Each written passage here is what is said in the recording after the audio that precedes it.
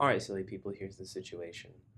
We just kind of have to write a program to do this integral, the integral from 0 to x of e to the minus t squared dt, and then just kind of plot it over an interval of x. So just sort of getting into it, it does say you can use whatever method you want to perform the integral. So I'm going to base it heavily on just what was the last one that we used, which was the Simpson's rule, right? And the code is basically going to have the same structure. So starting off, I'm going to define the function, which is going to be f of t this time, of course, and it's going to return the e to the minus t squared, and I just realized I should probably import numpy as np to get that lovely numpy exponent function. This is going to be minus t squared in there, right? And then it has to do the integral from 0 to x on an interval of x. So there's going to be another level of loop here.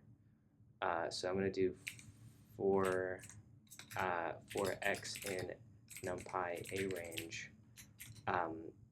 Obviously, the integral of 0 to 0 of anything is 0. So I'm not even going to include the 0. I'm just going to start with 0.1. It goes to 3 in steps of 0.1, right?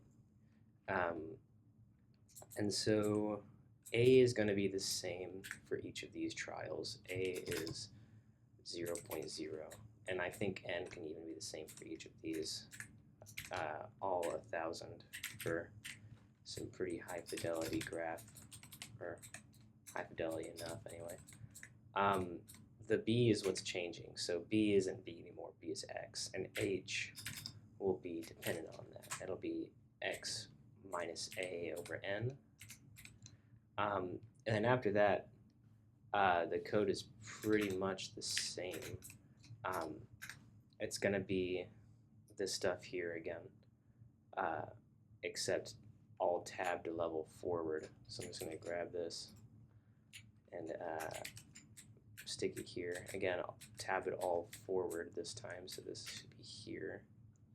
And then it should be, instead of f of b, it'll be f of x. Right.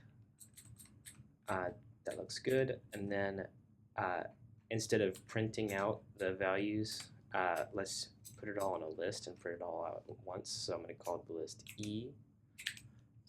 Not even ELS, just E. And then I'm going to not make it equal to, but I'm going to append this value to it. Make sure to create the E list outside. And then after we do the integrals, it'll print out the whole thing again. So see what happens. Okay. So don't forget to make it so that this is inside a float function, just so that it prints out readable numbers. And those look reasonable. I'm glad the thing didn't crash at any point. So let's take it a step further and start plotting it. So for readability purposes, I did for x in an A range. I'm just going to make the x list equal to that A range. So I'm going to take this guy here, stick it over here, and then just put XLS there. So it's iterating over that. And instead of printing out E, it's going to plot, which means I need to import matplotlib, import matplotlib.pyplot as plt. Yeah, just plot the x list versus E, and then give that a go. And it looks lovely. All right.